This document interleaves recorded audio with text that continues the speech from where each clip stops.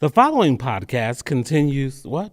The following podcast contains sexual themes and adult line. Adult language and themes. Listener discretion is advised. Well, today's my birthday, even though you'll be viewing this well after. It is December 28th, and this week has been insane. Not just the holidays, not just my birthday, but all the crazy shit that happened. So I'm your host, Matt, and welcome to the Shit Show.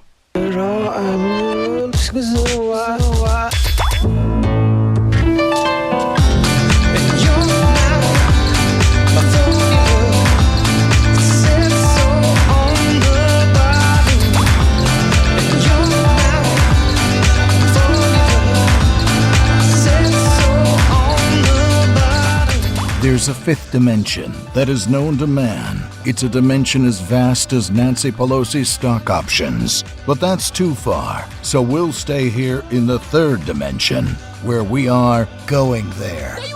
Taboo topics are back on the table. So why is this a shit show? Well, we had lots of plans, but when you make plans, God just likes to laugh at you. The universe likes to kick you in the ass, and that has been my week. First, Christmas Eve, the day before, we get a winter storm. Those of you who can think back, it got down below -5. The wind chill was like -30. There was literally snow in my house. It blew in through the windows and doors in the tiniest cracks. Then the power goes out and it shuts down my thermostat, which then shuts down my furnace. And when the power comes back on, it decides to tell my furnace to run the AC. My house freezes. Come home the next day, you can see your breath. Got the furnace guy to come out. He got my furnace on. Have to manually turn it off and on. No kind of controlled temperature. Go over to a friend's house. Christmas Eve. Come home Christmas Eve night. It's about 10 o'clock. A pipe has burst in my ceiling in my finished basement and has flooded. There, it was like the scene in Titanic. I'm like moving around. There's luggage and kids floating around. And the band is playing, I just now got a plumber to come over this morning on my birthday, where I was just hoping to have a good day. And he was like, it's so much worse. There's multiple leaks. You're going to have a lot of damage down here. There's lots of walls and ceilings that got to get ripped out. So my friend Eric here decided to come in and visit me from New York City. And I told him last night, I'd love to meet up with you, but I'll be staying in a hotel because I still have no running water. It has been so fun. And we had lots of other ideas planned. But we will not just make an episode to make an episode. Instead, what we are doing is we are going to talk about something more fun and festive, because that's the only thing keeping me sane right now, is laughing about stupidity. Today, we're going to be talking about controversial opinions on anything and everything, be it movies, be it music, be it social norms. So let's first introduce my very uncontroversial fun guests, starting with Aaron Toppin. Hi, guys. I'm Aaron Toppin. Nothing too crazy about me. I run a business, because I'm crazy, and I got a big family. I'm the youngest of a lot. So we will see where these conversations take us today.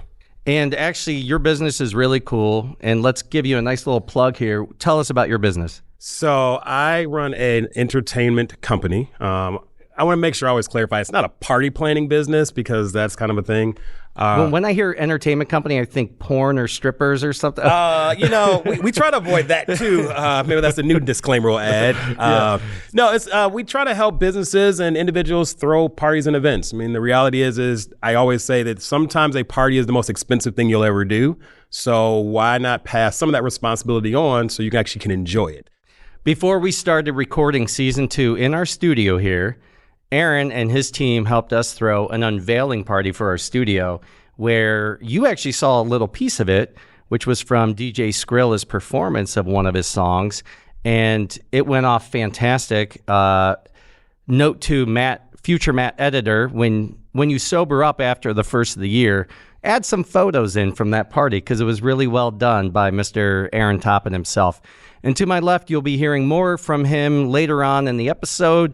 Mr. Eric Harris visiting us from New York City, the garbage dumpster diver himself. Yeah, people throw away good stuff. Tell us a little bit about yourself. I'm a musician, songwriter, performance artist. I live in New York City, and I'm here visiting.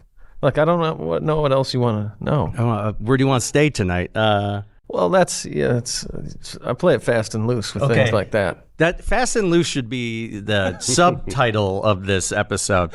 So we're talking controversial opinions. I want to know what made me think of this too, of a good episode is one, it can be very light and fun. It can be deep. But Eric was on my last birthday episode, which was sadly 2 years ago. But I've decided to stop counting since then. So I'm the same age. And you shared with me that you hate Hamilton, the musical, and you catch a lot of flack for that, especially in New York City, because you're not allowed to dislike Hamilton. That's true. You're not allowed to. I just don't like the rapping. I think it's Bush League. This show's about to get fun. So that is the spirit of this episode. What controversial opinions do you have? What's something that you're like, I don't even bring this up because people will give me shit about it? Aaron, I know you have some because you've shared some with me in the past. I don't think I did. Did I? Did I actually say something? I won't call you out, but I say share what you can.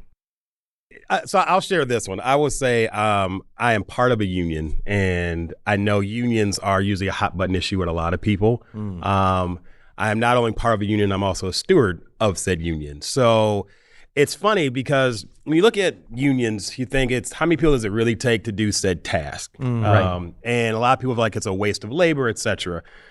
But then you see things like stages collapse because somebody was doing it on the cheap and didn't know what they were doing. Yeah. Mm-hmm. Or you see sometimes you go, gosh, this union's really problematic because this person, this one example, is the laziest person I've ever seen. And I try to always articulate with unions, we're the threshold of the bottom. We make sure that there's a safety net. Yeah. Because if there wasn't, how low could it go? If there wasn't a minimum wage that at least we fought for, how minimum could the wage be? Right. You know, you look at hospitals like Cleveland Clinic, they're not union, but they pay people well.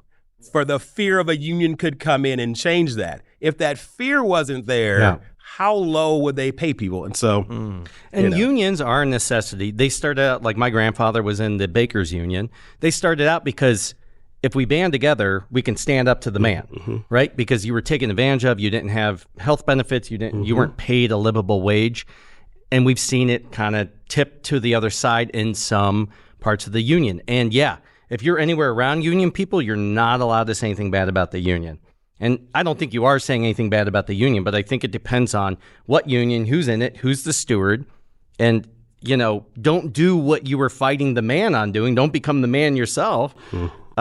Speaking of live events and unions, Eric shared with me on the way here, and I told him to shut up so we could record it on the podcast instead. You have a fun take on live music and being an audience member. And what was that?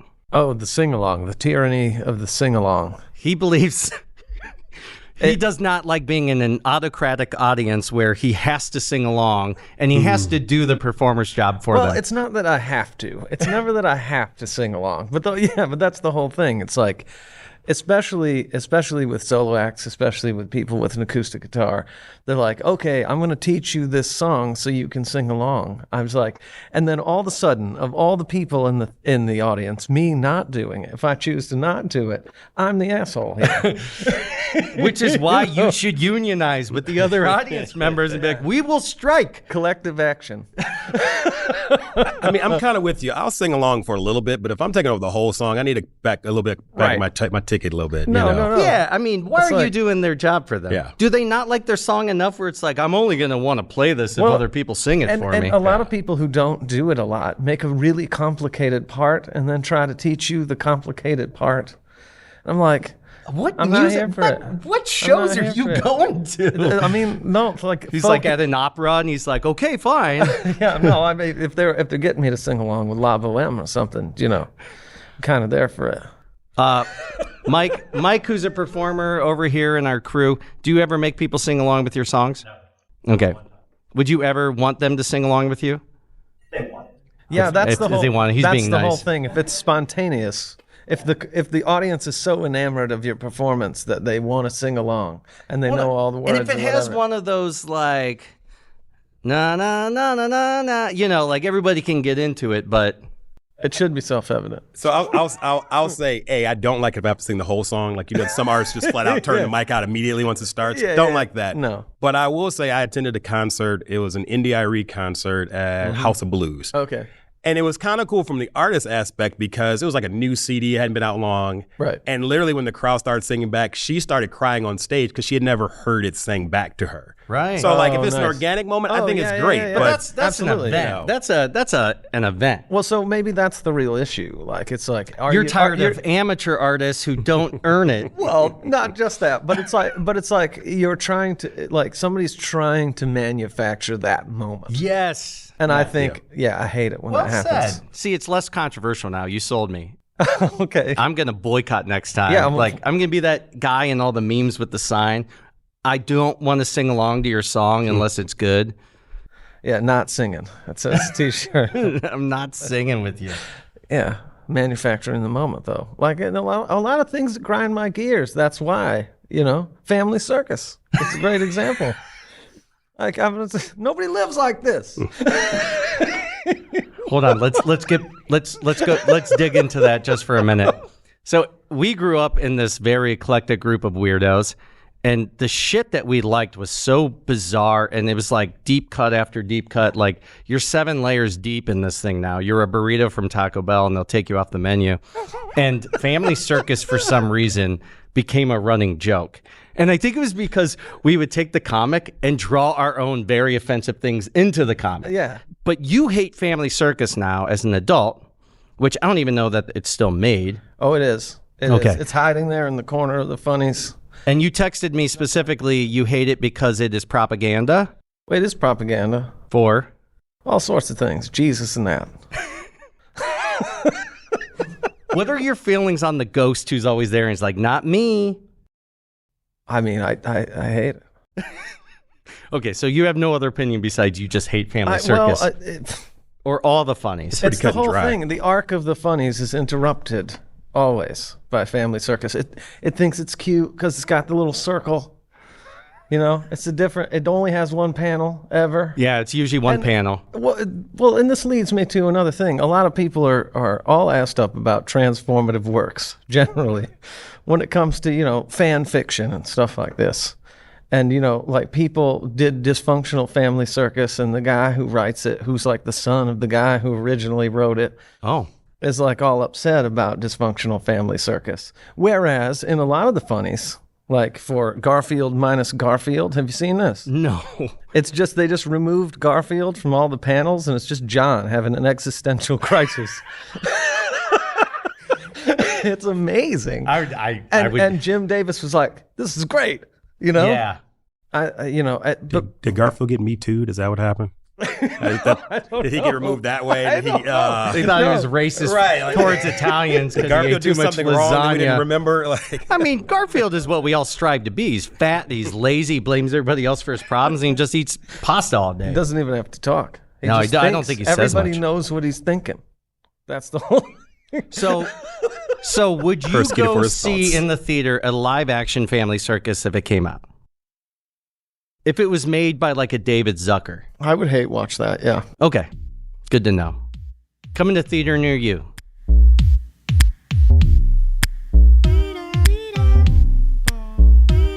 And the shit show must go on. Now joining the panel is Michael Madgar. You've seen him in a past episode about offensive films, and we're going to talk about our offensive opinion about certain films and filmmakers. I'm going to start with, there was this big controversy where I felt uncomfortable telling people that I hated the movie Black Panther when it came out. Because that was a movie that, as a white person especially, you're not allowed to hate. And why though? well, because it was culturally important. You and I had this conversation right after I saw it. Sure. I was like, I didn't hate. Okay, hate is a strong word. I disliked it strongly, more so because everyone was telling me I had to love it so much. But the funny thing is, when I finally said it out loud, I was in a room full of people who were mostly black who were my friends, and they're like, that movie fucking sucked. So like they agreed, but I was like, I would never post that online because it was like, you're a racist. Culturally, it was important. Like I felt great that like a young black kid could look up to a superhero like I used to do for all of the main superheroes, Batman, Superman. You didn't have a main protagonist as a black character other than in more like cult classics like Blade or something like that, or Spawn. Sure. That's who it's for, though. Like, I mean, anybody can enjoy that film to the degree that they allow themselves to enjoy a comic book film. Like, I feel like that movie was a commercial product, and it did a good job of advertising to a very specific demographic. Like, that's all it is. It was by no means a bad film. It had a great cast. There were so many great moments. Like the CGI was really bad. Yeah. And there were things in it that were like, we've seen these themes and these ideas before. So, like, you know, it was fine, but it wasn't this groundbreaking Oscar-worthy film. I'm sorry. I can't wait to read the fan mail. It was a retread of like territory that's been tirelessly treaded for the better part of a decade, and then the second movie just doubled down on the boring aspects of the first movie. Like, I don't know. What are your guys' hot takes on other controversial opinions on movies and filmmakers? Solo, The 120 Days of Sodom by Pier Paolo Pasolini is one of the greatest films ever made. I don't think anyone's going to argue with that because most people haven't seen it. Anybody that saw it is just going to be like, that's an awful thing to say out loud. No, I understand why you're saying that too. So to the one person that finds that statement relevant, I'm here for you. I mean, my junk seeking also affects my taste in movies. You know, like. So you like junk movies? Mostly. Or movies about junk? No, well, both really. You like the post-apocalyptic Mad Max style? I seek out the direct-to-video sequel. Like, you know, Aladdin's Return of Jafar and Caddyshack 2. You know, Caddyshack 2 is horrible. Yeah. That's what I'm saying. So you like bad movies? You Yeah. know, they say the smartest people actually have that kind of eclectic taste of cringe. What are your opinions on Neil Breen and his filmography? I don't know Neil Breen. Oh, that's controversial in itself. Neil Breen is my favorite filmmaker. It's coming out in the new film next year, Cade. This guy, Kurt, you it's ever wanna like see it makes The Room look like Casablanca. This guy is fan-fucking-tastic. Okay, here's another controversial opinion. I think Stanley Kubrick is super overrated. And that pisses off a lot of filmmakers because there's like him and Terrence Malick and maybe a couple of others up there in like the untouchable, holy. I'm not saying I dislike his movies. I'm not saying I don't actually really enjoy some of them. I just don't get him like other people do. I think it's because I didn't do a lot of drugs in my youth. Yeah, I did. And to think about like a movie like A Clockwork Orange, like I couldn't imagine like not having like grown up with that film. Like it's so depraved that it's like sweet at this point. Like that's like durian for most people. They're not going to sit there and eat it by the spoonful, but for the people that enjoy it, that's a wonderful delicacy. It's a controversial opinion, and there's most people who would say like, Matt, you're no longer considered a filmmaker. You have to like Kubrick. I don't think that's true. I have a very medium opinion when it comes to Stanley Kubrick. Well, it's the whole thing. So my entire familiarity with his catalog was because I found a box set at a garage sale. Awesome. And you know, I found you can see Eric at the very beginning of 2001 with a bone. Well, I remember the first one of them I watched was Barry Lyndon. Oh. And I was like, this is kind of funny and a bit long. Yeah. It looked nice. You know, I've never heard Barry Lyndon described as funny. That's my favorite. Especially funny at the end, you know, because he goes to this whole Ramalama Ding Dong and then he gets shot, but he doesn't die until later. It's history. I also think it's just the way my brain works. I feel like as I get older, I'm going to like Kubrick more. Sure. But I don't have the nostalgia that a lot of people did because I didn't grow up with that. My parents would never let me pretty much watch any of his films. Sure. I have an appreciation for some of them. But and I'm not saying he's not talented. It's not that. It's I don't love his storytelling from just from a viewer standpoint. I'm like, was this 20-minute shot of Tom Cruise sitting on the floor talking to Nicole Kidman really important to the purpose of this film? It's I think important to the pace and the atmosphere, and what Stanley Kubrick is really working on with the viewer in a film like Eyes Wide Shut is their patience, their willingness to commit to this illusion that takes place in the back half of the film. So you're almost forced to hang on to figure out where it's actually going, and then where it's going, it's like, wow, it's this movie, and it's like the slow burn after like the true climax of that film. It's fascinating. One of the best Christmas movies ever. Well, and we all know that there's the film school, like top 10, top 20 films you have to like. Sure. And I feel like most of those are garbage. So like on one of them is always Maltese Falcon. I was just going to say, and I'll say that movie is garbage. Yeah. Like So dated. when you put that up next to the ones that were made in that same era, like most of the Hitchcock films and stuff, it is terrible. But I think that even a film like North by Northwest suffers.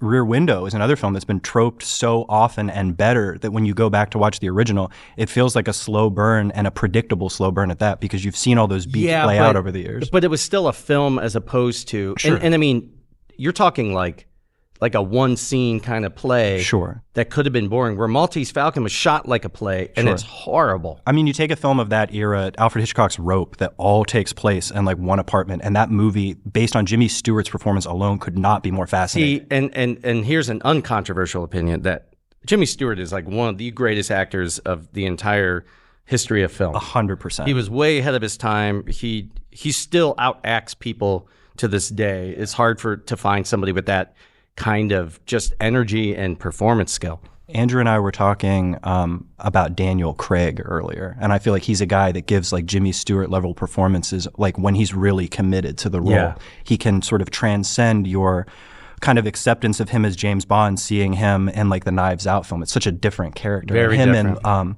And like the girl with the dragon tattoo, like even more different. And then Layer Cake, like it's proto Bond almost. Yeah. Well, after he became Bond, before then he would do very different characters. He was not considered a badass. Yeah. Then he was Bond, and so everyone expects him to play the Bond kind of character, and he doesn't. Yeah. What are your opinions on the other? Like you have to love The Graduate. I don't like that movie at all. I like The Graduate. I think it's boring and dated. Yeah. Yeah, this is fantastic. Why? I also thought it was funny. Because it's a story that... What was your view on Schindler's List? Like, is there anything Not funny at all. Okay. Just wanted to... That one was not a good time. No, that's not fun. No, not fun at all. I think not a single joke. Liam Neeson doesn't do a single joke in that whole fucking movie. No jokes. I think The Graduate has a great Simon and Garfunkel soundtrack that is mostly reliant on Mrs. Robinson and instrumental versions of that. But other than seeing a young Mr. Feeney from Boy Meets World, that movie is largely boring. Like, it adds nothing to my interest in Dustin Hoffman, or like, oh man, I should check out The Marathon Man or something like that. Like, I'm not going to be digging into back catalog Dustin Hoffman. I love that you have that opinion, because I feel like most of those, you have to love this movie. And part of it is expectations, right? Mm-hmm. I probably would have liked Kubrick more if everyone wasn't telling me I had to love him. Sure. Whereas I wouldn't say this is a controversial opinion. Mike and I have this weird thing where we'll agree on a lot of stuff. For the most part, we do. Definitely. But where we veer off, we veer far off. And it's so funny. Like, I love Christopher Nolan, and he hates Christopher Nolan. That's a Transformers man, right? No. Yeah, practically. Yep. Yeah. Yeah. Tenet. Inception, The Dark Knight, all of that. Insomnia. Yeah. See, Insomnia is about Insomnia and Memento are about as close as he gets to making a good movie. And see, you and I still agree. Memento is an incredible movie, and it was like an indie film. It was interesting. I saw that one. Yeah. I like that he's a non-linear storyteller who adds depth to stuff. I will say films like Tenet are made specifically for fans of Christopher Nolan. If you don't love his work, you'll hate that movie. That's why I didn't bother with it, because I was like, why would I bite into something that I know is going to taste sour? Like, I have no business consuming this art anymore, because when I'm watching movies, it's because I want to enjoy myself and relax, and I don't want to hold an artist accountable for their vision. So, like, I can't just be trolling something because I'm an angry person. Like, that's not why you watch things. That's very generous. Yeah. I'm not trying to hate on stuff. I like escapism. So when I watch shit like some of the Kubrick stuff, I was like, I don't feel like I've escaped anywhere good. Life is already super crappy. I want to go somewhere that isn't as crappy, or if it is crappy, like at least be interesting. And I don't feel like Kubrick always embodies that. He does with some of them. But a lot of his movies, you're right, they're like nightmares. Like Eyes Wide Shut is a nightmare. Like Paths of Glory is a war nightmare. Like A Clockwork Orange is like a dystopian nightmare. Like all of those films follow a pretty negative trajectory. That's what I'm saying. Like, there's not a lot of escapism. No, there's not. And not that everything has to be that. Not everything has to do that. Not the hero doesn't always have to win. I like when those rules are broken, but for a specific purpose, and they do it well. One of my favorite examples is the movie Fallen. Sure. Fallen does such a good job. Fallen is an underrated film, actually. It's a very underrated. Denzel, come on. Yeah. Denzel, who shares the same birthday as me today, December 28th. Happy birthday, Denzel Washington. You and me, Denzel, we're basically twins. Yeah.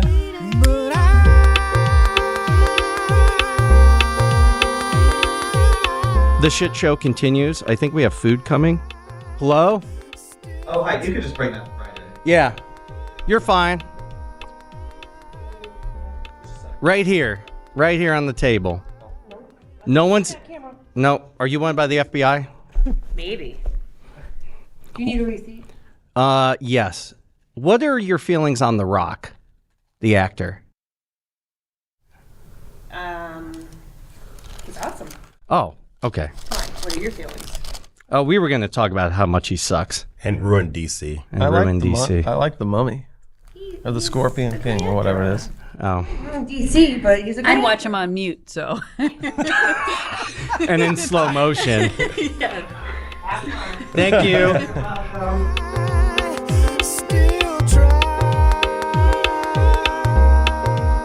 So the shit show is still going on. We just got some pizza. We're excited to eat. Joining the panel is Porche from past episodes, but you can reintroduce yourself. My name is Porche. I'm here because Matt takes pity on me and puts me on camera because I like to see myself. Do you need a phone book? I do. I can't find my pillows. Can someone grab her a pillow?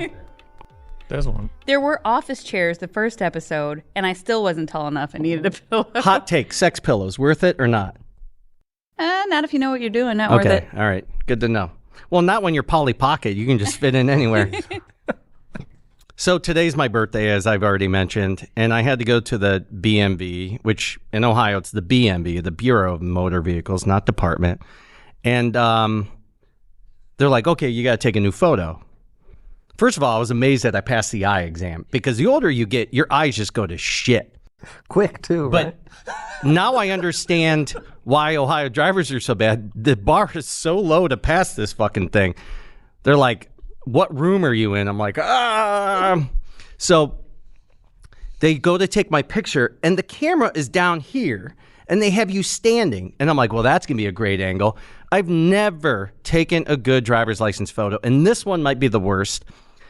It looks like a mugshot for the Pillsbury Doughboy. It is so fucking bad. And this is the photo I'm going to live with for the next 8 years of my life.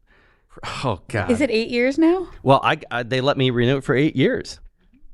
So did you just get the real ID or is... No, I got it right when it came out 4 years ago. And they made you retake... I mean, because I didn't have to retake the picture and I got mine renewed on the internet. I just sent me information and they mailed it to me. So you... Are you sure it's real? I mean... Was it a Nigerian prince who sent you... I'm still flying with it. Did you have to send a gift card with it? It's like the fact you said you went, I'm like, people You get still a $50 go to the Amazon. DMV? Like... For $100, we'll send you a $50 Amazon. It's like Amazon gift card.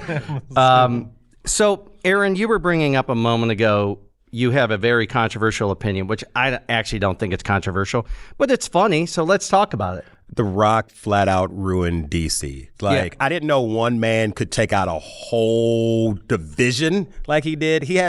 You canceled Wonder Woman because he cost them too much money. Batgirl's not going to happen now, all because he went way too far in that movie. I mean, you even lost Superman. They got a whole new Superman coming out now, and like it's all his fault. So The Rock shows up, and he's like, I'm going to help you guys tell the story the right way. I'm going to be the new face as not just a villain, but like a much lesser known villain than the main guys. I know who he played, Black Adam from the comics, because I'm a nerd, but like a lot of people didn't even know who that was. So they made a movie, and the movie played off every other superhero movie ever made first. Very tropey. And The Rock, in my opinion, is he cannot carry a film on his shoulders. He needs to be a supporting character in any film he's in. Or shirtless. Well, yeah, he's like shirtless through, well, actually, no, he's not shirtless through a lot of that movie. He has like the black suit on, but he destroyed it. So they bring in James Gunn and they're probably like, listen, dude, Nice try. Go back to Jumanji. I mean, here's the thing, though. DC is a shit show to begin with. I mean, at least the thing with Marvel, you know, when you realize how long they built each character before they started rolling out the mega movie and all the super CGI, he did it on the first movie out the gate. Like, it's so much CGI in that it cost too much money to even start making. And then it was a weak story. So, well, and they brought in these like C-level characters, which Marvel earned the right to do that, in my opinion. By the time you bring in Guardians of the Galaxy, you've already done your homework, and you've already earned the right to establish some of these lesser known, lesser popular characters. But you're bringing in Hawkman, and like I like the sound of that, Hawkman. Hawkman. Do you remember the old Hawkman cartoon? No. He'd just be like, Hawkman! He'd be... Nope. Oh, my God. That's how lesser known he is. That's how lesser known he is. That sounds pretty good to me. Hawkman sounds like the guy in my old neighborhood who would like steal VCRs and resell them. Yeah, Is it that Hawkman? Right. Porche, isn't that your dad's nickname? That's my dad. Oh, Jesus Christ.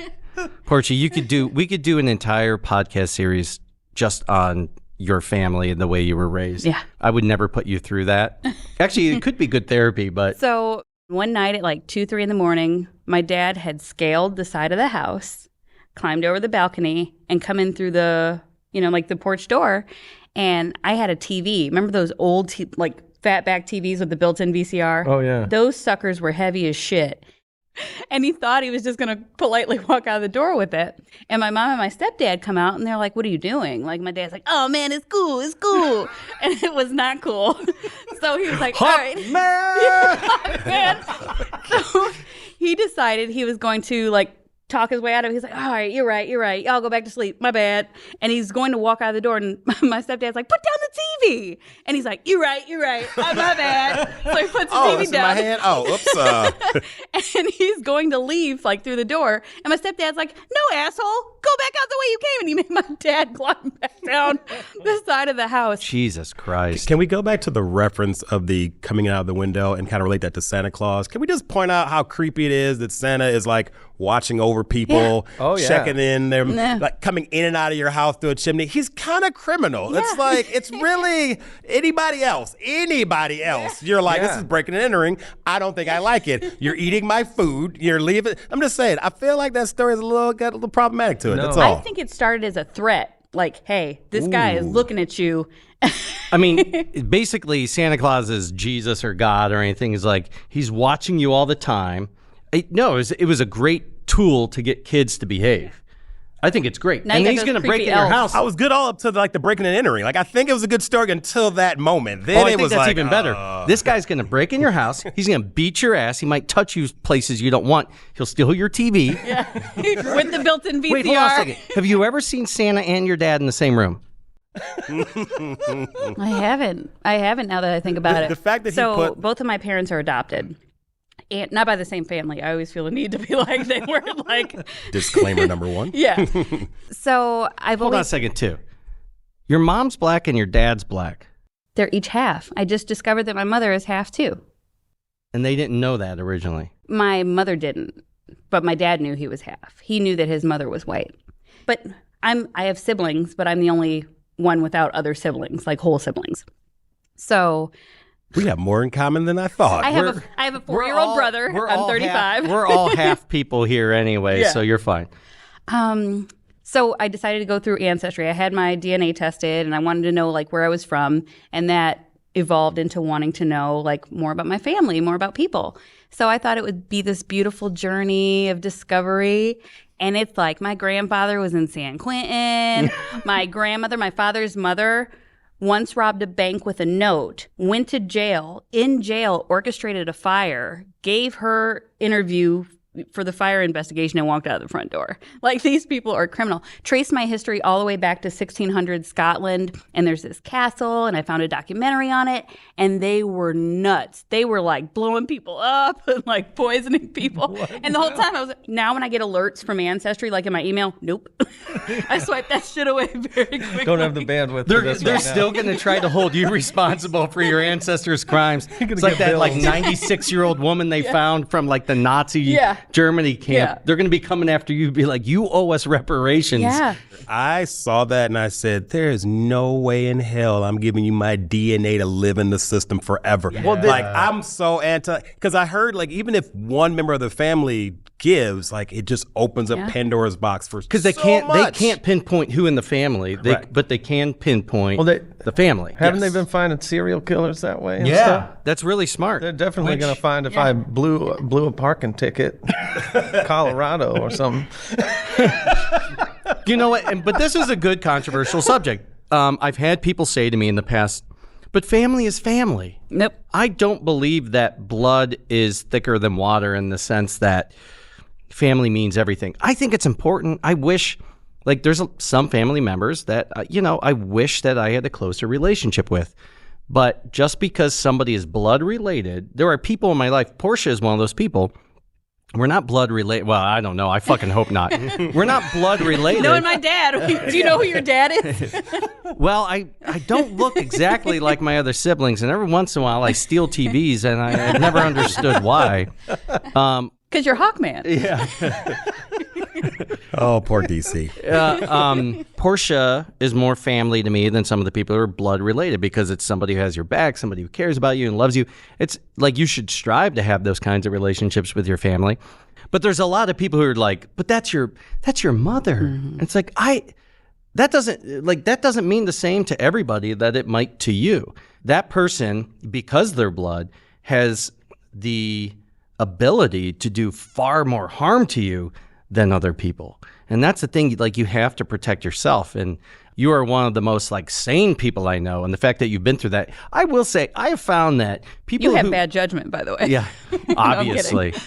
Obviously. Well, wait, I want to ask you a question, because I know, granted, it's your show and you're doing all the question asking. But I want to ask you, do you feel the family that you create has more weight than the ones you're born with?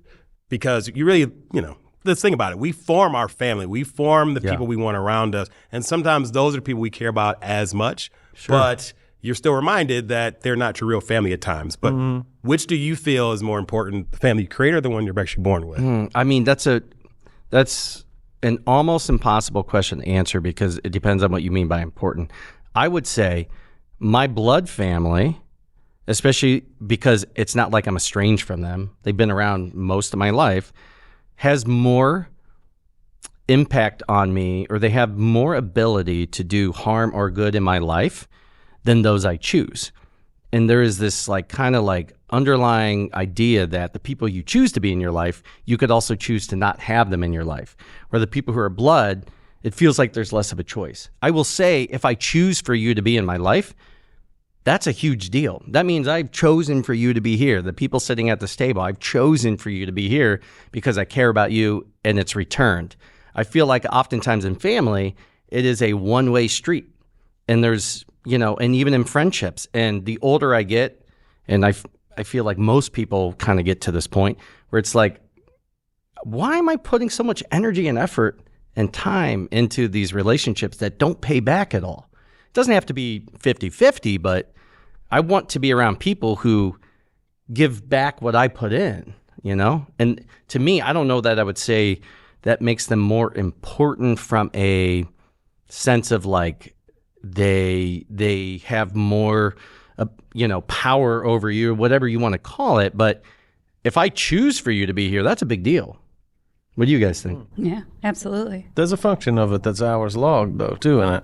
Hours logged is not nothing, man. No, that's and what in I'm the saying. family, it's like there's so many hours logged, and when you're like, oh, I forgot to clock in, even though I worked all those hours and I'm not getting paid, you just kind of feel a little gypped. Oops, I'm sorry. You're not supposed to say gypped. There's a controversial opinion. That's bullshit. I've never met a real gypsy. I'm so sorry that Is that what that's from? I had no idea. I didn't even know that. Well, even the etymology. Eric's kind of a gypsy.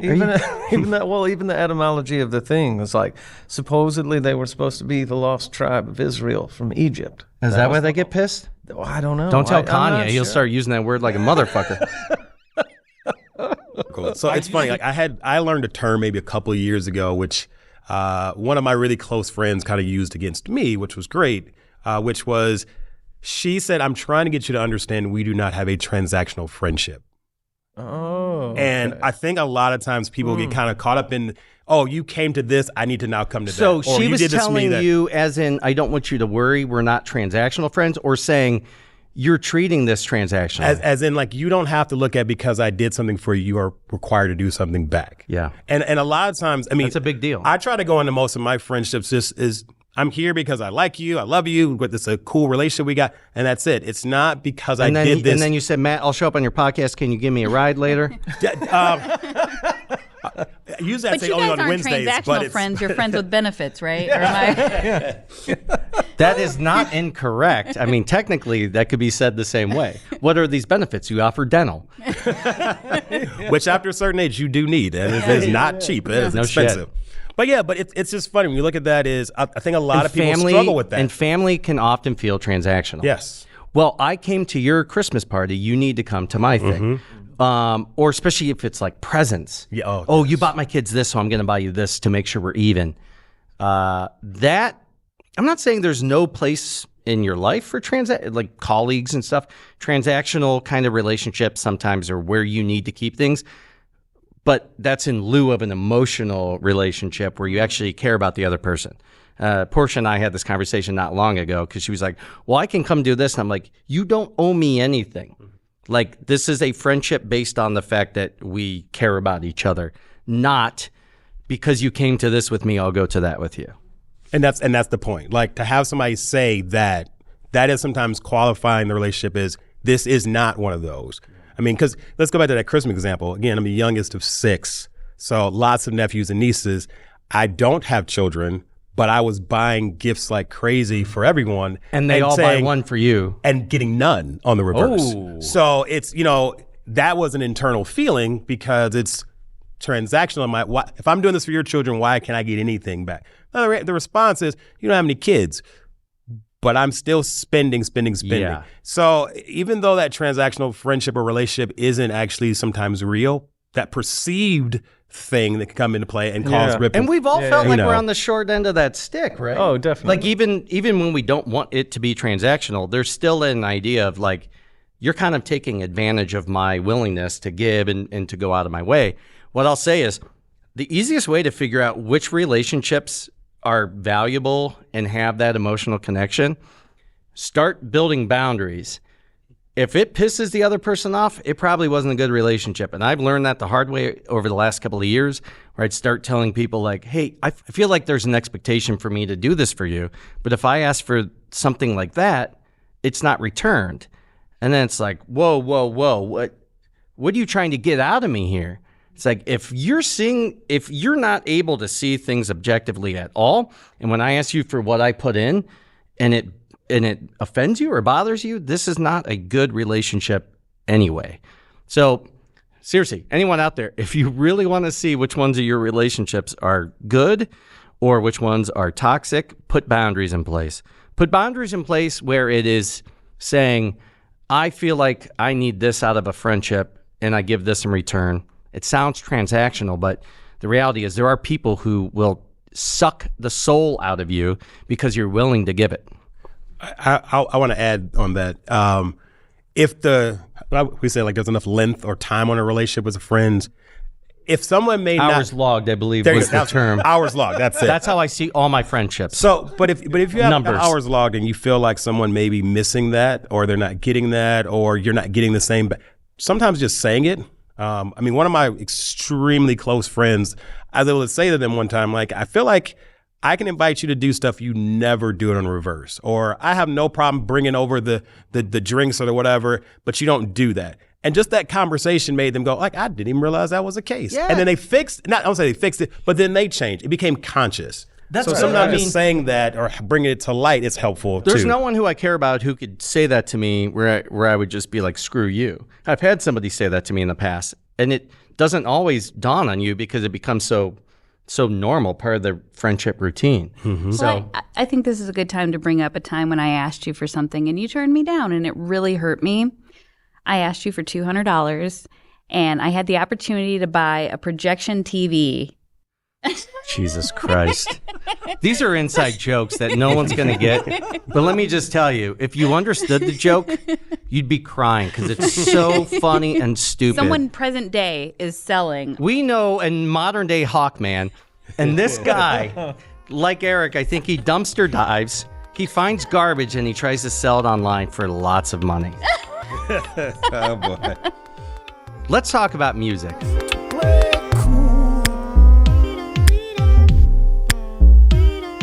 Welcome back to News Radio. I'm Joe Rogan, and this is Andy Dick.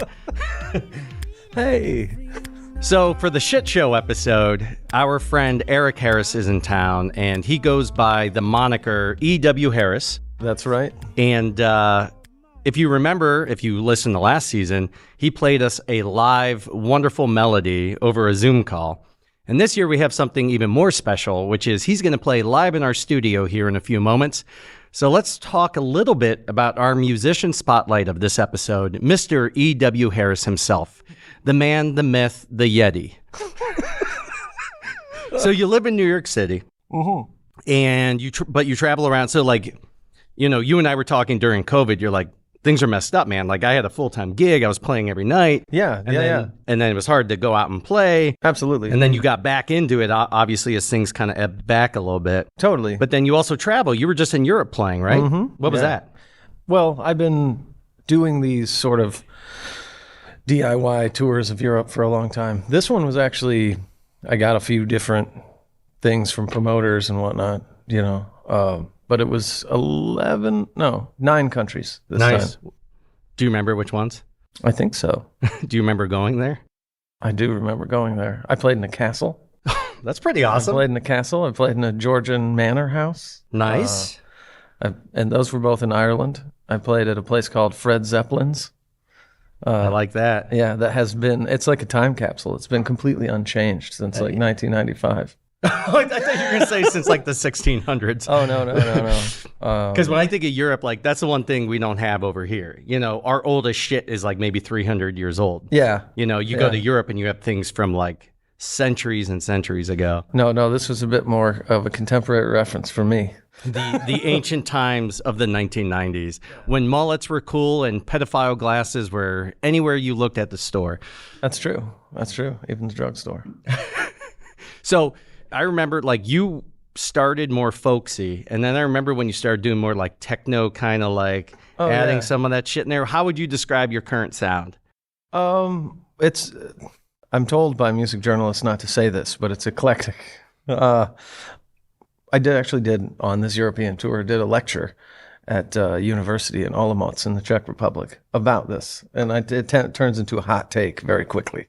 I want to hear which it. Is that's what this episode's about. What's your hot take? Well, the whole thing is that like tends to be when you say something about folk music, right? Which is what I usually get classed as. Sure. When you say something about folk music, what people imagine is they imagine, you know, sad white guys in Western shirts singing songs about, you know, rural experiences they may or may not have had. You know, possibly standing against a brick wall, this type of thing. And so, I mean, as you start to kind of get into the weeds about it, it's like, well, there was a moment where people were really doing that stuff, and now it's just fantasy. So why not engage that? So it's like fantasy folk. In a lot of ways, but it's also like the sound is also determined by what I can lay hands on. Yeah. So it's like if at some stage in the magical fantasy past, all you could get was a guitar, then you would make music with that. But you run into people who are making music on their phones, and they're making music with toys and various sorts of things. And if you do it well and you do it specifically, you can craft an interesting atmosphere with just that stuff. So, you know, that's part of what I'm always trying to do. It's always kind of like, well, how can I get an interesting sound from things that are around? And, you know, you get people like, especially with sampling technology and stuff like that, you can sample anything. Where can people find your music? You know, anywhere music streamed. Do you have your own website? I do, yeah, ewharrismusic.com. No dashes, no dots? No dashes, all just one word. And you're also on Bandcamp and all the other places. Yeah, Bandcamp. You're still on Patreon? Yeah. Selling some of your junk? Yeah, selling my junk. You can buy his junk on Patreon. Yes, you can. And you can just look at videos of my junk. So, you know. Maybe. So we might pivot to OnlyFriends at some point. OnlyFans, that's what it is. No, let's start as OnlyFriends and then we'll move our way up to OnlyFans. So here is live in our studio, E.W. Harris.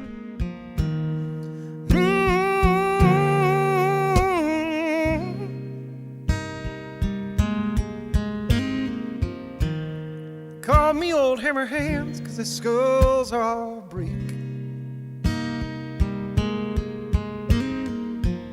The same.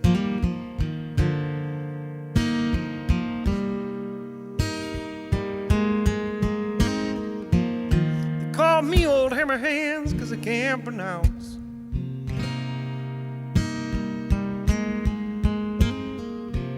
my name.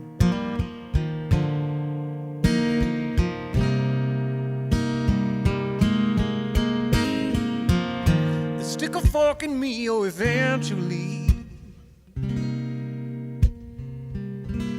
But that's okay, 'cause then I'll escape. Go back to the place that I go when I dream. Back there where the grass is azure blue, the sky is, oh, a deep dark green.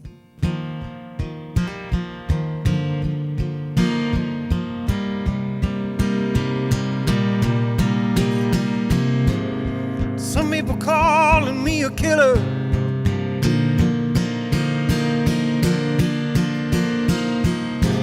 I'm just a liar and a thief.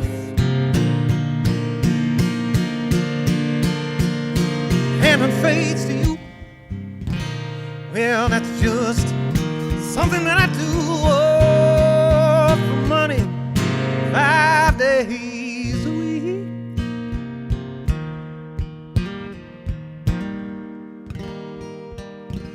They call me old hammer hands, 'cause their skulls all break.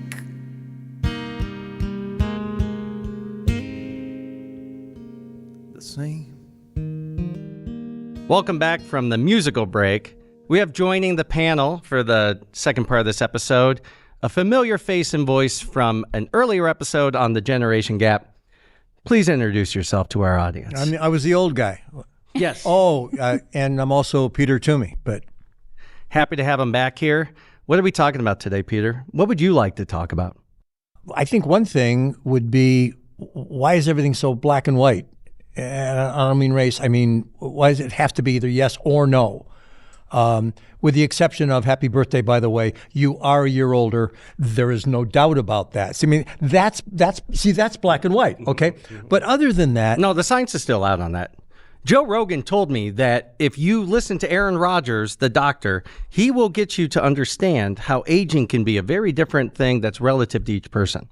Check, please. Okay. That sentence started wrong when it said, according to Joe Rogan. All right, well, yeah. Hence my you guys comment. weren't here for the earlier news radio jokes. Never mind. Okay, I agree 100%. Give us a good example of that, besides my birthday. Well, I hate to talk politics, but we have to. You have to. So there you go. I mean, if you're not a Democrat, you're a Republican. And by the way, if you're a Republican, you're a far right, immigrant-hating, racist Republican. And you're an asshole. And and if you're a Democrat, you don't care about the borders. You love Hillary Clinton. You feel all of these certain things. Yeah, what he said. And the problem is, and you're the devil because of it. Right. So it's not only that you're an asshole and God, how would I put up with you? But it's, I won't. The reality is, if I was what you think I am, I wouldn't want to be around that person either. Yeah, there you go. But most of us don't fit into those, absolute buckets that society has tried to create, especially over the last, let's say, 6 years, right? Yeah, it's just gotten terribly, terribly worse. And the problem that I have is that I don't see an easy way out of that. Dad will always, I love that. Dad always said, never say always, because, okay, because it's not. The irony of the statement is fantastic. I know. It's tremendous. But I end up saying stuff like that on the show all the time, where I'm like, I always like to think objectively. It's hard not to think in those ways because as humans, I think we see patterns and we say, oh, this has happened so many times. It must always be the case. Yeah. And that's not always the case. No, it's never always the case. Dad was right. Dad was right. See? So since we're quoting dads, my dad, he used to always say, you're carrying me too fast. I didn't understand that. And you look at some of the way our society is changing. Like, you want people to adopt terms and phrases and new ways of thinking. And sometimes it's just faster than people are ready to go. And I think that is probably some of the divisiveness that's happening in our politics is, You're not wrong. I want to see you as who you are. I want to acknowledge that you are in the skin that you are, but you can't now persecute me because I don't know how to say the right statement to you. You know, like, I want to be accepting of this, but because if I do anything wrong, I am now a supervillain is a problem. I had a good friend that is conservative. He didn't want to say it before, but now I know. And he was saying, do you want to name drop him? Not at all, because I still like hanging out with my friends. But the one thing I appreciated was in a moment of just annoyance, he said, just because I like the former president doesn't mean I'm a racist. And I'm mad that whenever I say that, that's the immediate label that's thrown on me. Sure. What did the slaves think about that? Well, and here's my challenge with them. I'm like, here's the thing. If you've walked down this road and understand that there's other things that people associate with that, how is that still your guy? Like, Well, it's the duck and the rabbit picture. You remember that one? It's like they'd show one person a picture of the duck, show another person a picture of the rabbit, and then they'd show everybody one that is kind of both of them, and they'd all see what they were originally shown because we're seeing it through that same original lens. So how he sees things is his reality, and how we think he sees it is not reality because we make those assumptions. And there is the idea that as an adult human, if you allow somebody to be a part of the change, they'll be way more accepting of it. If you force change upon them, they are automatically going to be as guarded and as hesitant and as stubborn as possible. If I say, you know what, this company is going to change, and Eric, you're now going to be the janitor. Okay. Yeah. Okay. Maybe you're a bad example. You now don't get to go into the dumpster and try to get new musical instruments out of it. No, but if I tell you, like, this change is happening to you, it's like, what the fuck? But if I'm like, hey, we're going to change a company, what do you think about this? And I ask for your questions. What would you like to be in the new vision that you have for the company? So even though I believe 100% that, like, there are people who are stubborn against progress, I mean, part of it is because it was thrust upon them. And they were told one day, everything you've been doing and saying for the last 60 years of your life is wrong. You're a bigot. Of course that's going to end poorly, right? Talking about black and white abstract, there's this idea that we all have to adopt a very certain way of life and societal norms, and we were talking about this earlier today. Monogamy is one that comes up constantly on this show, and I will say, I don't think monogamy is for everyone, and that doesn't have to mean any certain thing. Eric, you said you had some opinions on this. I do. I think, it's like people have a variety of different types of relationships at a lot of different types of levels.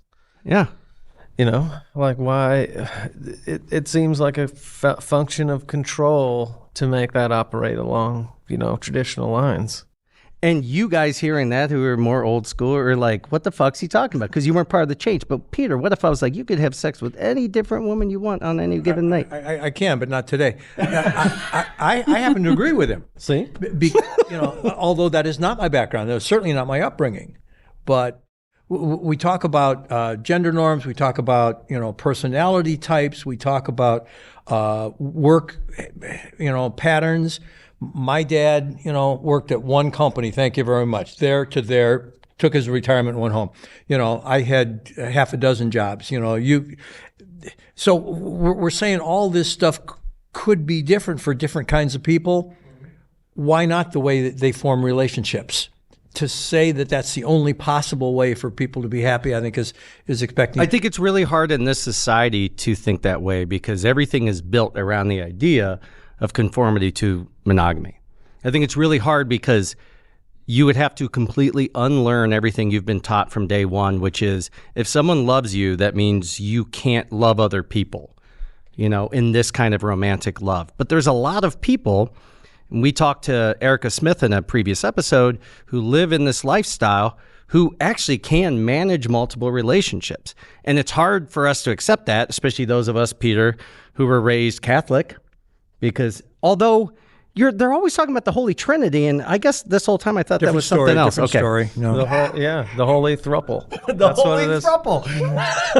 Are the windows lightning can come in here? I was leaning slightly What were you this way. trying to get out of the way? And as much as Portia is like right in line with all this, she does not like anything being said poorly about the church or God or anything. She is constantly, and I don't know how I'm already treading on thin waters, like if this heaven and hell thing is real. So I already got to get to the gates and go, Jesus, hey. Yeah, you got to make up for all the shit your dad did for all those years. Jesus be like, you owe me like 40 TVs, bro. But like, isn't the main thing like always about forgiveness? Like, can't you just... Yeah, well, you just man, ask. we don't have time for that shit. Yeah, I'll forgive you for everything unless it's you being gay or you like being black or you being any of this because we're racist and yeah. If the forgiveness thing, that's what I do like about Catholicism. You just go into the booth, you dial up, God, and you're like, get washed, come what'd out. you do? I murdered 7 people and I touched my cat inappropriately. He's like, say 7 Hail Marys, you're good to go. Man, talk about that's like a car wash. Yeah, My God, is that good, Matt? It's a transactional relationship. This thing is coming full circle. You know what? Nope. It wasn't going to be a birthday episode unless I made everybody on the panel blush today.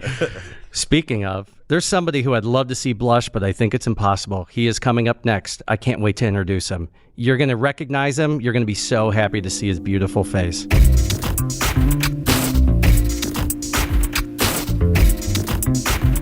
Returning from season 1, my co-host, Mr. LeJohn Woods. Hello. Boy, I can see why he was co-hosting me. Exactly, yeah. He's good. That's a dynamite drop in, isn't it? Yeah. LeJohn, tell our audience, what the hell have you been up to? Oh, man, what have I not been up to? That's probably the better question. Yeah, everything but porn, and I'm trying my best to get back in it. You said you're doing butt porn? Everything except porn. Gotcha. There's only one T on that. Exactly right. Yeah. Been busy, man. Been all over the place, filming feature films, commercials, and whatnot. Just doing what the actor life, supposedly, as I was told, is how it's supposed to look. Just trying to, model what I've been told this thing is how it's supposed to be run. So yeah, that's what I'm doing. And this dude is showing up in projects with lots of like big names and faces. My favorite might be anyone who was a Seinfeld fan, Putty. Oh yeah, Patrick Warburton. Yeah, it's my main man. Guy's always talking low like this and barely has an expression. Hey, LeJohn, did you get me any tickets? What's that for? Listen, that's for love seats. Love seats. We can go on about that, but we'll say that for another episode. He's the spokesperson of a thing. It's a new company. It's taken off. It sounds like it's doing great. And he's the face of it, him and Putty. Mm-hmm. What you see with him is what he is, seriously. He just comes out of his trailer. Yeah. Okay, guys, are we ready to roll? I'm going to... LeJohn, are you the guy who gets me my drink? Right. All right. I'm going to get in trouble for this, but seriously, it's like we'll go into the studio and everything. LeJohn, how's it going? Good to see you. I heard we're here to do some butt porn. Exactly, yeah. And I'm like, yes. I mean, that you're like me, like you do it for the story, right? Yeah. Oh yeah. Yeah. Okay. Yeah. You and Putty doing butt porn. Got it. Yeah, man. And then you showed up in something else with some recognizable faces not too long ago too. Oh. Well, there's one coming out. Sean Young. I love her the most from Ace Ventura. You may know her. Even though most people would think Blade Runner, which we were talking about offline here earlier. Yeah. My controversial opinion is it's an overrated movie. I said it. Ooh. Yeah, I said it. I don't have shit to do with that. Okay. For the record. I have nothing to do with that. Yeah, it's been busy. I'm trying to, you got me stumped right now for a second. The guy does so much freaking work. He doesn't remember what he filmed yesterday. Listen.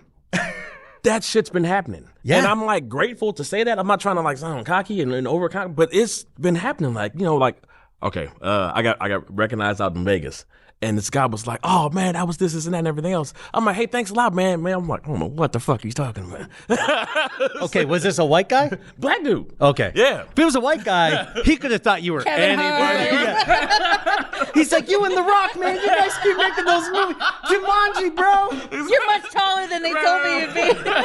And I'll just be eating it up like, yeah, damn right, man. We signed that shit. Yeah. Before you know it, he's opening his own show in Vegas. There's all these white people who are too afraid to ask him, like, are you really Kevin? Fuck it. Just go up there, man. We'll pay you. We'll pay you. Right. And speaking of butt porn, I do have a... Why'd you look at me when you said that? Surprise. Is this a birthday present? Birthday cupcakes. I know you love sweets and everything. Oh, a man after my heart. Exactly. Knife and 4 plates, please. To table 1. How? I would never do this to the viewer because one of my biggest... there's a term for it that I can never remember. I cannot stand watching or hearing people eat. Yeah, I agree. Especially in movies. Something that always stands out, the movie Bad Santa. Do you remember don't that? like watching people eat? I do not like... Porche. I just want that on the record so I could go and rewind that. That's funny you say it. So, Bernie Mac in Bad Santa eats like an entire orange, and he's sucking on and pulling it in. And that, to this day, I remember in the theater, I closed my eyes and plugged my ears because it was that bothersome. And he was trying to be annoying. So I would never eat as much as I just wanted to sit here and just pig out and watch you guys have a conversation. Thank you very much. No problem. You remember everything about me. Yes. And they are... I like butt porn and cupcakes. And they are infused with some form of like, not heavy date rape, THC. but like, something like that. Yeah. Can't wait for the after show, Exactly. folks. That's what we're here for. Tune in. Jesus. I thought it was being serious. I'm like, ooh, infused with what? That got dark quick. Car went right off the cliff. Yeah. Right off the edge. That's the other thing he's the spokesperson for. John Woods Roofies. Yes. Infuse your favorite food. Very few, if not any, inside of this cupcake. Was the guy who served you the cupcakes wearing a Cosby sweater? Oh, damn.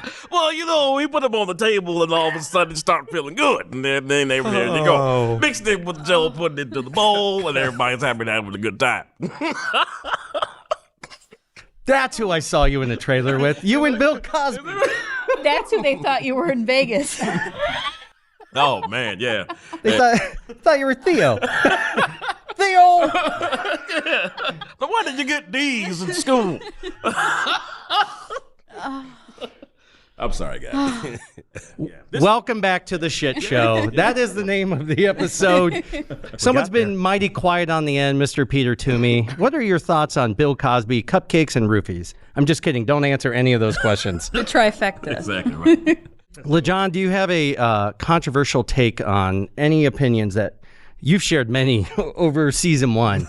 Do you have any controversial opinions on something that you maybe don't say out loud to people because you're afraid of how they're going to react? I probably got many of them. You definitely do.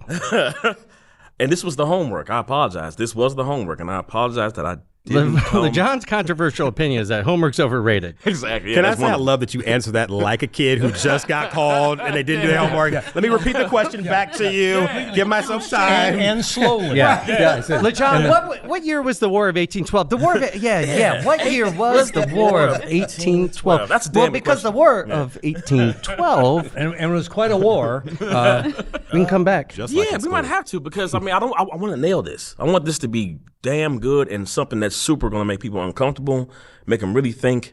Because you guys hit on religion, and I've been on that path a little bit. Oh, you've been back on the religious path? No, on bashing religion. Not bashing it, just weighing it.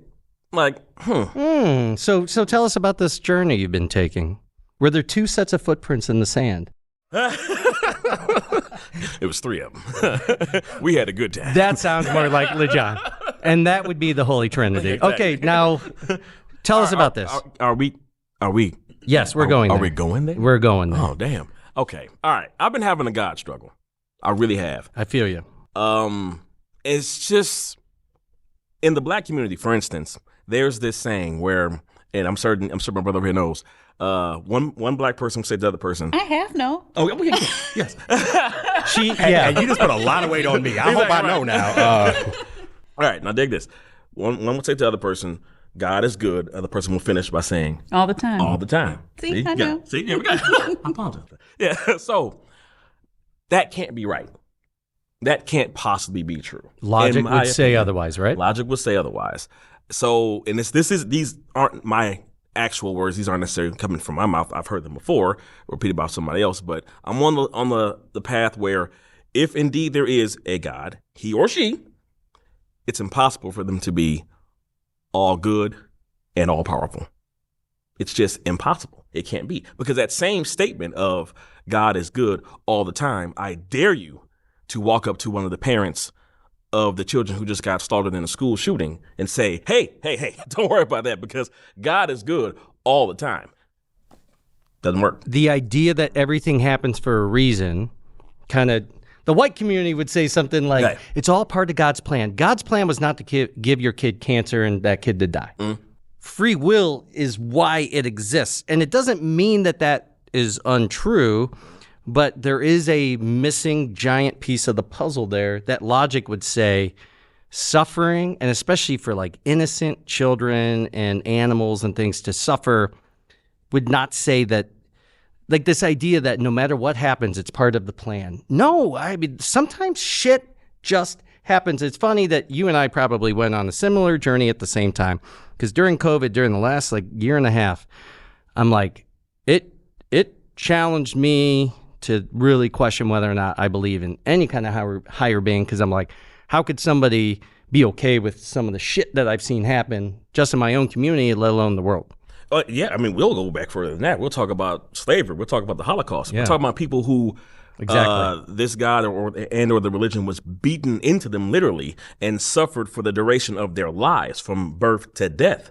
And you can say, okay, from 1619 to 1865, where was God for these particular people? Where was God during the Holocaust? Where? They didn't pray hard enough. That's what it was. You know? I mean, that's the argument that sometimes gets made. Yeah. So I'd like to ask this. So the panel, have you guys heard the season, reason, lifetime jargon? Have you heard that before? So people come into your life either for a season, a reason, or a lifetime kind of thing. Mm-hmm. So I think if you can ever pull away let's say the religious air, if you will, and if we all believe that we're supposed to do something while we're spending our time on this spinning planet, you have to have people come into your life to teach you some stuff. But some of them are like not the people, like they're shitty people, but you still learn a good lesson out of it. Yep. So those are our reason people. They come either teach you how to treat people right or how to not be an asshole or what have you. Mm-hmm. And then you have your lifetime people, the friends that whatever. I look at moments like that to try to not grab onto religion, but grab onto like there's still something higher that's out there working to kind of put us in the right lane. Because you think about it, you can meet a person that you're not supposed to meet and become great friends. And you may have a friend you have from childhood that you may not talk to for years, and you get to talk to them, and it's like you were just there the other day with them. I look at if you can really kind of frame some of the relationships around just season, reason, lifetime. Why are these people around? What am I supposed to learn from these people? I'll come in, I'll teach you something, I'll disappear. You may never talk to me again. I think that's a better way to kind of. It is because the difference between what he's saying, some people assume, and what you're actually purporting here is they're saying God is in control of everything, and you're saying it is up to you to reap that and glean those new pieces of information. And that's the reality. In the white community, at least in the churches I've been in, the thing that bothers me so much, and I know people are saying it not with bad intention, so I would never say anything back, where it's like, just give it up and give it to God, you know? Give it up to God. That is the worst advice you could give somebody. God is not fixing my plumbing right now. If I just like let go and let God, my house would be underwater. I'm sorry, but it's the reality. It's the idea that like you are in control of your destiny and you're only in so much control of it.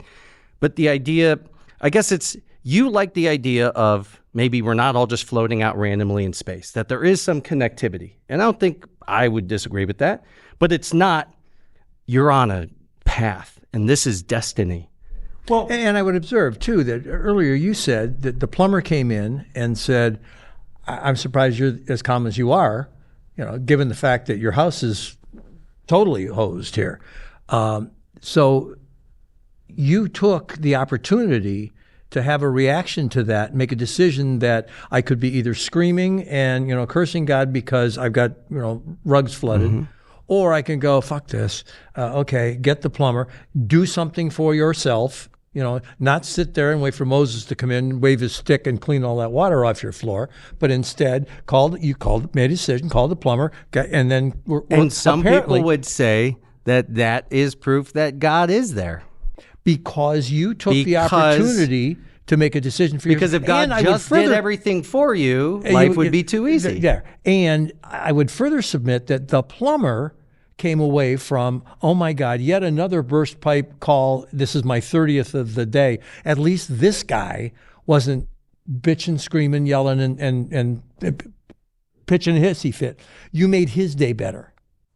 And I think the let go, let God doesn't mean like you're driving your car, Jesus, take the wheel. They don't mean literally. It's let go, and let God. I feel bad because you have texted me that before, so I'm not calling you out. I felt attacked, but no. It was the white part of you that sent me that text, and I don't hold that against you. And let's be honest, if you want Jesus to take the wheel, too many church buses have been crashing, so he's not the best driver, so let's not have him take the wheel. Just the dude was around when it was like camels and donkeys and shit. Who expected him to be a good driver? Okay, so John, before you came in, he hit me and says, what do you, I said, my issue is everything is so black and white. Everything is either this or that. Sure. So it's not God is doing all this shit.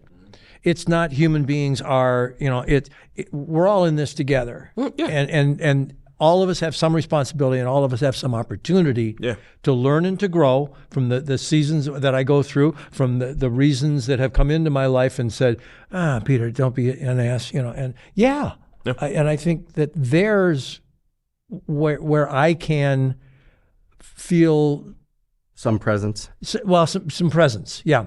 And to hear your rendition of your story, for which, I'm sad for your pain. I can't understand it because I have not been there. Sure. But I can accept it, that is your reality. And now the question is, what am I going to do with that? Well, I'm going to think about my life driving home and think about what I learned today, what I heard today, and what does that mean for what I'm going to do tomorrow? Yeah. Well, but that's an enlightened stance, because religion, at least some religion, tells you all men are born sinful and evil, and only through this other thing. It is very black and white. And to say that all people are evil or all people are good, both of those statements are silly, because I've seen horrible people do wonderful things and vice versa. We're all capable of good and evil on every given day.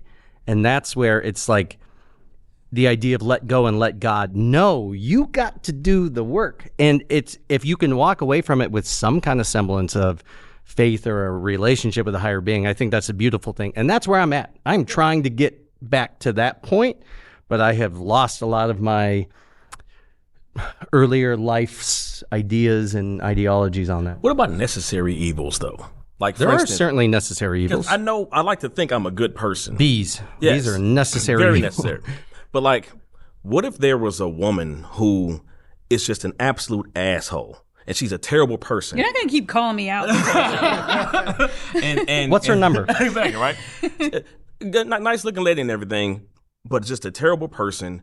I know she's an asshole. She knows she's an asshole. She treats people awful, yet she wanted to covet me for sexual reasons. I bang her out and I ghost her just completely. I never talk to her again. I feel like I'm doing a good to society. You know what I mean? Dude, whatever you got to tell His yourself. left turn very sharp. Seriously. I feel like, this was like an M. Night Shyamalan fucking story over here. This freeway has no guardrails. None. There's cars off of every cliff turn now. Not even But that's it. But we're not even talking this. Like, there's no evil going on there. It's just kind of people being assholes to each other. No, the evil is who she is, and she actually had hope in what the possibilities of her and I could be. Oh, so you could have made her a nicer person. Even though it's gone off the bridge. Yes, we are rolling down the hill at this point. Yes. Yes. Aaron, I feel like you had a point you were going to make a minute ago. Hell, I can't even get back to that point after that turn. Yeah. I know I did a good thing. Dude. Well, all right. So here's what I was going to say. I was going to say it's funny if when you try to grab onto is there some higher power or not, And I'm not that guy, so I'll start there. But if there is a reason why you're here, we all can get a business coach, we can get a mentor, we can have a best friend we can talk to, we can have a teacher teach us something in school so we can move forward. I kind of look at it as we all need some training every once in a while in life. And so someone gets pushed in front of your path. They're supposed to teach you something. And if you learn that lesson, that person may never be around anymore. Like they taught you a lesson, they're good. If you're a person who's stubborn and doesn't see signs or doesn't grow or evolve, you keep in this loop of recycling over and over the same situation, a bad relationship, a bad job, or whatever, because you're not learning the lesson. So here's another person that comes in. And until you get that, you don't get to move forward. And that's why I really believe that sometimes we're introduced to people being pushed into our path for us to learn a lesson so we can grow as who we're supposed to be. And then that person disappears. So you're giving power to the people. I mean, that's what I think I'm doing. Yeah, no, seriously, I love that. Because I believe, if anything, we're more gods and God-like than we give ourselves credit to be, than we realize. Sure. Yes, because I've seen the power of my words do great and do awful. I've seen the power of my actions do great and do awful. We've all been in experiences where we're around other people and you can sense this, there's something bigger than all of us happening. Sure. In a room, in a sometimes it's a game. You know, you're watching a sporting event and there's a guy about to shoot a 3-point shot at the buzzer. And you know he's made it before he's made it. There is something we feel. So that's the thing that gives me hope that there is something bigger than us out there. There has to be. Could it be the collection of those people, though, and their aura and their? It could be so many things because we define God in human terms, and God could be so many different things. Yeah. Whatever that higher being, whatever you want to call it. It's not, God is not this tangible thing that we can put our hand on and go like, oh, he looks like me. You know, he wears sandals. He's this guy. It could be so many things. But I think it's ill-found to completely dismiss it and say there was absolutely no possibility, because then life to me is just boring as shit. There you go. You gotta believe it's something bigger, right? Well, and to LeJohn's point about the power of the people, to your point about somebody being brought into your life, let's think about you were talking about from your point of view of your life. Let's look at it from that person's perspective. That person was brought. So there's an Aramaic word, Shem, S-H-E-M, that refers to the radiance of the Creator that is present in all of creation, people, places, things, animals, and that people have that capability to be good, to bring light into your life, and the religious among us would say that's because God made them that way and able to give to you. We are all made out of the same stardust that makes up the rest of the universe. Yeah. Well, and I want to add on to that point to get more of a physical example. So I made a friend that we are not close, but we're not enemies, we'll say that. But I believe this person was only brought into my life to have me become more present in conversations.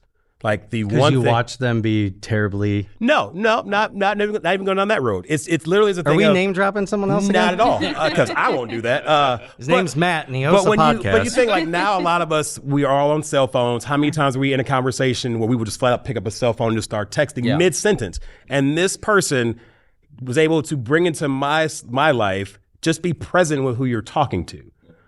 I never did that before. Now I put my phone face down when I'm out. I don't check that when I'm having a conversation with people. This is me now being present. I don't see that person. We don't talk that often anymore. But just the fact of that, if that was a life lesson that somebody put into me, now lets me be more in tune with conversations. So that's why I mean the seasons, reasons, lifetime. Every interaction, I truly believe every interaction we have is purposeful. It's just, are you going to be present enough to actually take the lesson from it? And if somebody won't even say purposeful, at least an opportunity. Yes. An opportunity for you to do something good for you as a result of the fact that you and I met 20 minutes ago. Yeah. And I love what you guys said. You referenced it, believing in something. You got to believe in something, right? And there's absolutely nothing wrong with that. And regardless of what it is you believe in, what it is you follow, but you got to choose something. We all choose something. I choose. You and me both. We choose the Cleveland Browns, don't we? I have been more faithful to the Cleveland Browns If than any anything, woman in that's my proof life. that there's a devil than more than so than there is a God. But yes, we choose the Browns over and over every and over year again. because next year is just a rebuilding year. Yes, it is. That's every year, right? That's okay. Just checking. So there's a fan of every type of music, so we'll end on this real quick. What is one type of music that you just hate, will not listen to? I'm not a fan of rap. I'm just not real good at listening to it. I know that. You shouldn't see Hamilton because I heard it's Bush League rap. Only the first act, the first half of the first act. I'll send Olivia to Hamilton for her birthday. Oh, yeah. Nice. He doesn't like rap. I don't like country. Portia. I like all music. You're such a goddamn liar. I do. What about Peruvian flute bands? That's my favorite. Oh, yeah. I never thought of that. That's in the CD player right now. But I've been exposed to so many different people and so many different generations. Like I can listen She's to... not wrong. We went to a bar together and it was all black people and they blamed me for playing the cheesy white person music and it was definitely her track. I was in the corner on my cell phone like...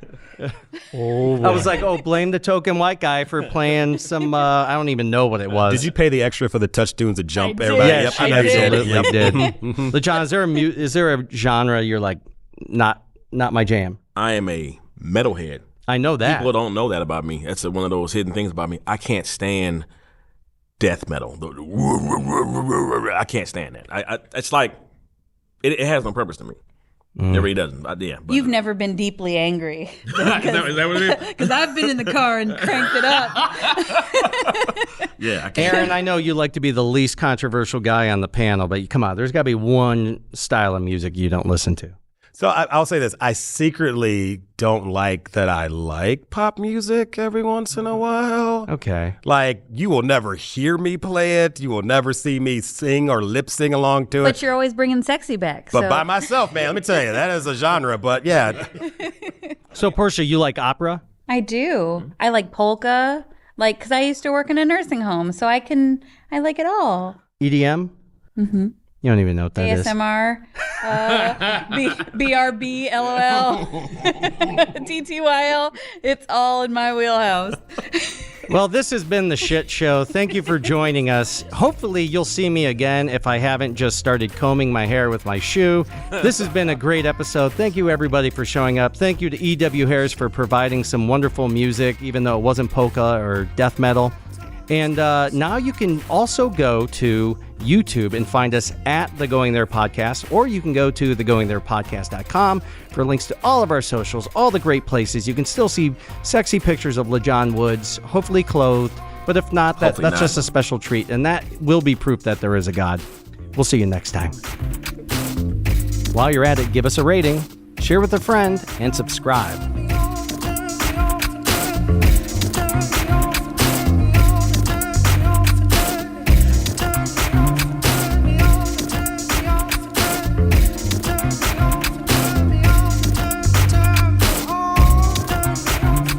This podcast is made possible by its hosts and Frame One Media in association with Joe Cali and Bobby Thomas.